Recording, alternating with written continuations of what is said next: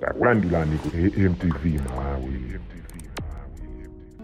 We are going to have another round of performances. Maybe we'll see the honorable members then. Right Honorable Speaker, distinguished invited guests, as you heard, the entire membership was very vital to the achievement of this Parliament Week. Allow me at this point in time to invite Honorable Dr. George, Leader of the House, Leader of the Opposition in Parliament, to give us her remarks.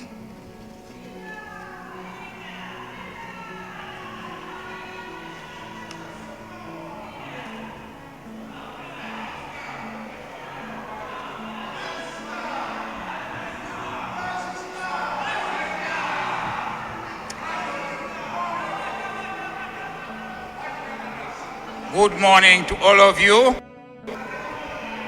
The Right Honorable Catherine Kotanihara, Speaker of Parliament, Member of Parliament.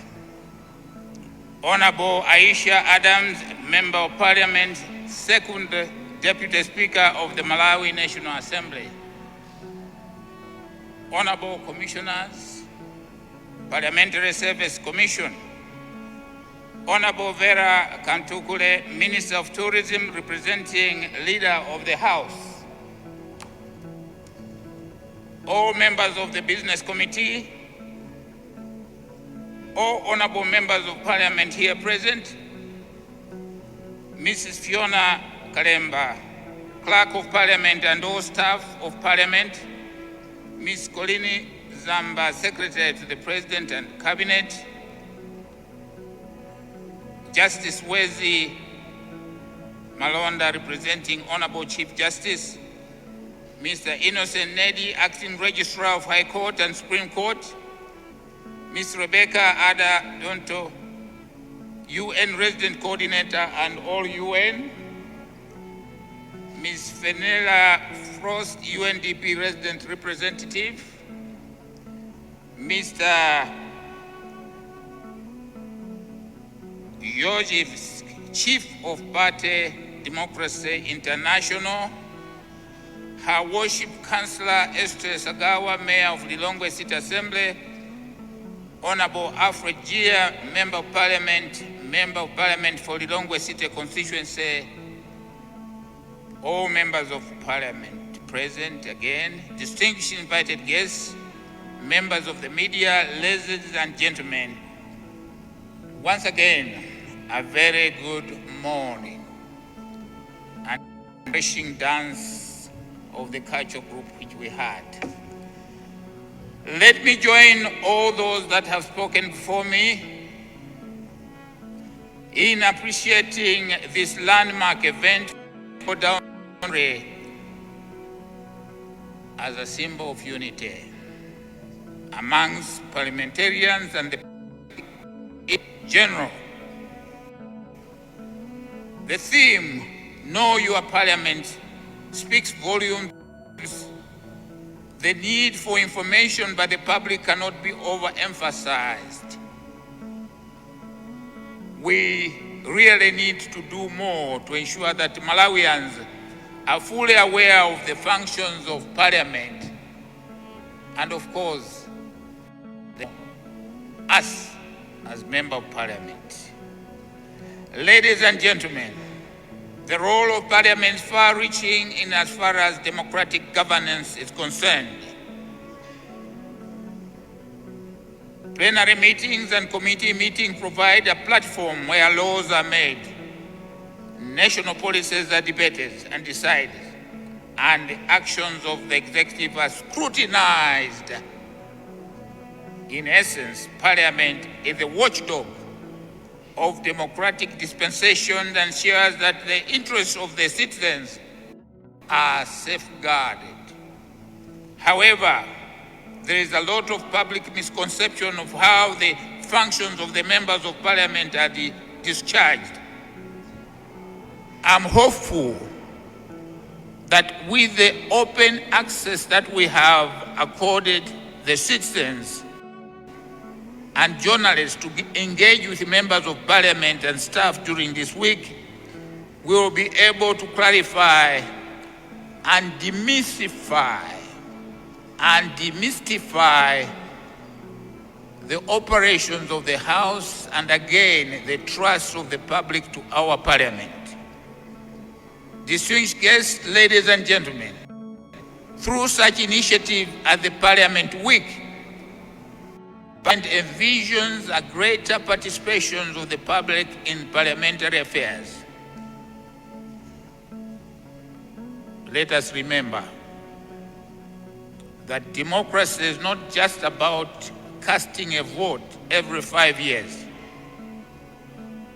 Rather, it is about ongoing engagement, dialogue, and participation in making decisions that shapes our country. Remember, we have no other Malawi apart from this one. Let's take responsibility and let's participate during the week. During the week, we will go to Deza on Thursday and then to Maringunde on Friday. Feel free to engage us and ask any question that you may have. Parliament Week provides that opportunity to all Malawians. In closing, I want to extend my gratitude to the Right Honorable Speaker Ihara for organizing committee for this initiative and the partners who have provided the much needed support to realize this trip. And I hope the partners will continue to do so in future. Together, let us work towards a more engaged, informed, and participatory democracy. I thank you all for your attention.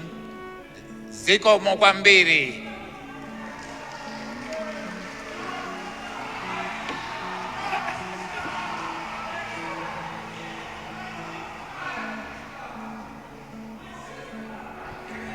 Thank you very much. That was the leader of the opposition in the parliament, Honorable Dr. George Chaponda, MP. We now invite the leader of the House, Honorable Richard Chimwendo Banda, being presented here by Honorable Vera Kamtukule to address us.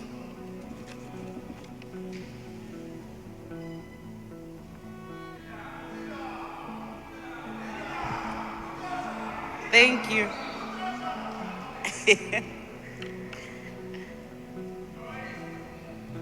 Right Honorable Gotani Hara, Speaker of the Malawi National Assembly.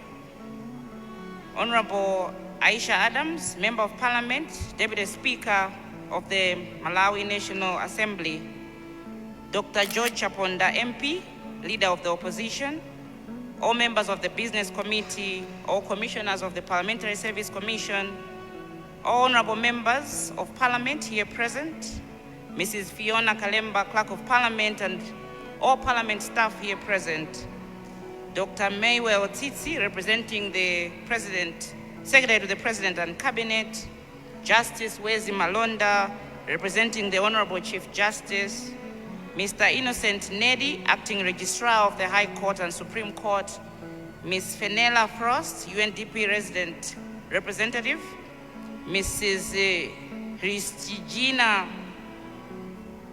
I'll just remain there, Chief of Party Democracy International, Her Worship Councillor Esther Sagawa, Mayor of the Lilongwe City Assembly, Honorable Alfred Gia, Member of Parliament for Lilongwe City, our landlords, honors here present, Ms.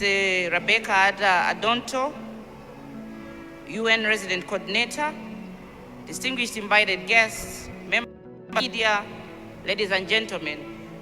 Madam Speaker, you are aware that I'm not your member yet, but Maua Malenga.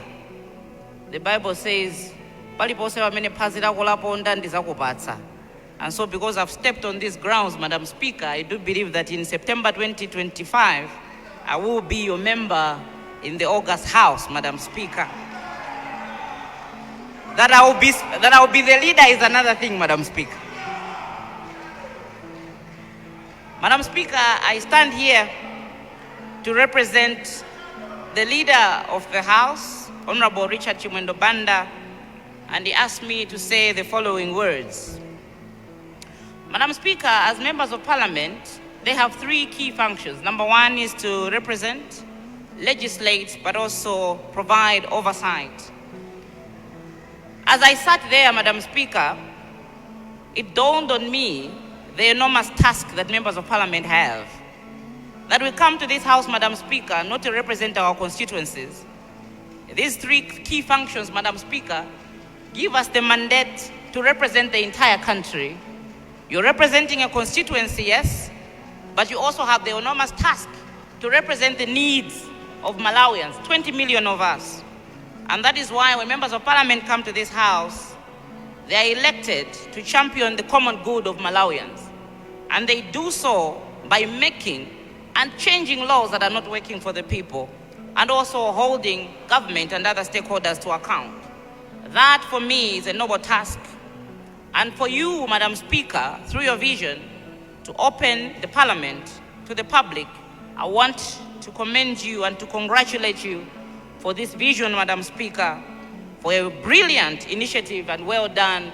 For we will look forward to ensuring that this is not the end, but that this is the beginning, and we are going to be seeing an open Parliament that speaks and represents its people. Madam Speaker, I can see that we had members of Parliament that are both from the opposition and from the government side. This exactly shows exactly what I'm saying, Madam Speaker, to say that when we come here with one voice. There was a day I was speaking to the Speaker, and she told me that when we travel outside the country, it doesn't matter which party you represent. All of us go under one banner, Malawi. That's what binds us. We are first of all Malawians before we become a member of that party or that party. And so the solidarity that was shown today, Madam Speaker, is that which is going to propel us to a country that we want to be as we, in our quest to achieve the aspirations enshrined in the Malawi 2063 vision.